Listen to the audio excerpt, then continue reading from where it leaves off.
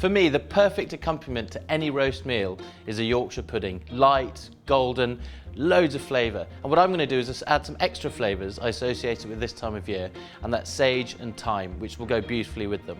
So to start off with, I need to get the oil, or in this case, goose fat, really hot. So I'm just going to spoon this into my tin. Now you can, of course, use vegetable oil. I'm being a little indulgent using some goose fat. So about a tablespoon into each of the individual moulds in the tin. Now to get my tin into the oven, which has been preheated, to make sure we get that oil beautiful and hot. While the goose fat heats up, I'm going to start on the batter. So I've got some plain flour, to which I'm going to add a pinch of salt, and now the herbs. So I've got wonderful thyme, and just strip the little leaves off. It's got a fairly strong flavour, so you don't need a huge amount. A little does go a long way. And the sage leaves. Now these have been fried, so they should crumble really easily, and visually get those wonderful flecks of that dark, dark green, which I think looks fantastic. And now for the wet ingredients, so the milk and some eggs. In with the eggs, and just mix that together with a fork. Now using a whisk, I'm just going to make a little well in the middle of the flour, and then slowly start whisking in our egg and milk mixture. So I'd start off with probably about a third, and then slowly add the rest. And then whisk that thoroughly so you get that lovely smooth batter after.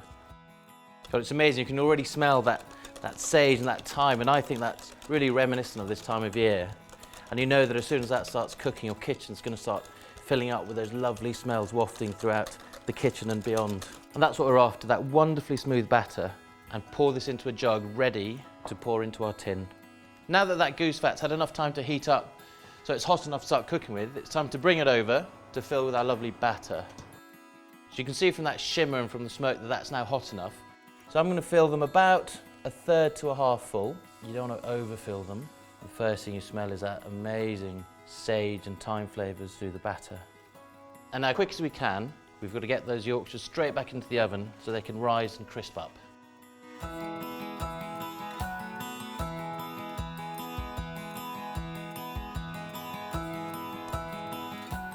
Well, those have now had long enough to go that wonderful colour, and they've risen beautifully.